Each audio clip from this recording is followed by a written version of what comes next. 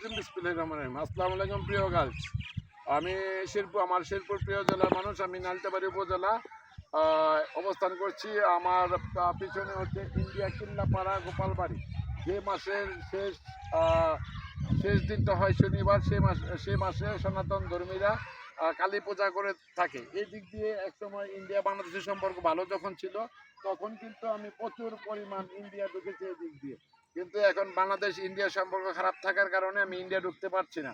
আমি এখান থেকে হেঁটে গেলে ইন্ডিয়া কিল্লাপাড়া এই গোপালবাড়ি আমার পিছনে মাত্র যাইতে লাগবে আমার অনলি 30 সেকেন্ড, কিন্তু আমি যেতে পারছি না।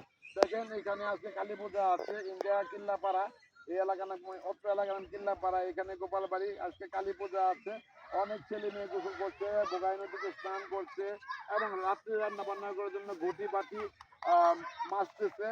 আসলে প্রিয় গার্লস, এই আমি ইন্ডিয়া থেকে মাত্র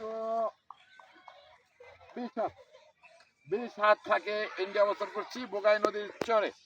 প্রিয় গার্লস, এই ভিডিওটা যদি আপনারা ফেসবুক যদি ভাইরাল না করে, আপনারা যদি কমেন্ট শেয়ার ফলো না করেন, তাহলে আমার ভিডিও বানানো সম্পূর্ণটা বৃথা।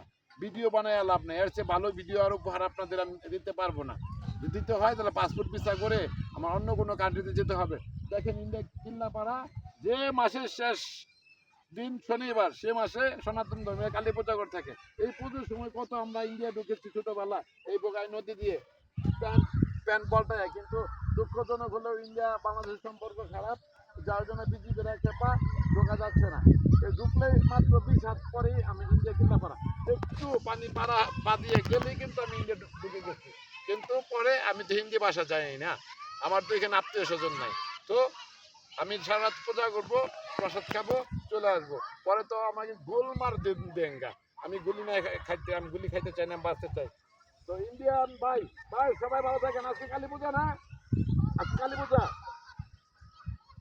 হ্যালো গাইস, 8টা তোলার কো অনেক আজকে পূজা আছে, অনেক ছেলে মেয়ে পূজার প্রসাদ খাওয়ার জন্য বসে নিয়ে বোগাই নদীতে মাছ ধরছে।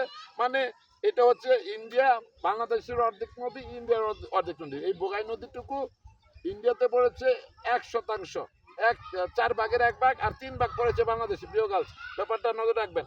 ধন্যবাদ, সবাই ভালো থাকবেন, সবাই সুস্বাস্থ্য দীর্ঘায়ু কামনা করে বিদায় নেওয়ার আগে অবশ্যই এই লাইভটাকে বেশি বেশি ফলো, শেয়ার, কমেন্ট, লাইকে পরিপূর্ণ করে দিবেন, যাতে করে আর চেয়েও ডেঞ্জারাস এই বিপদ সম্মুখে ইন্ডিয়া বাংলাদেশ সম্পর্কে এত খারাপ, বিজেপি কিন্তু গুলি করে দিতে পারে আমাকে।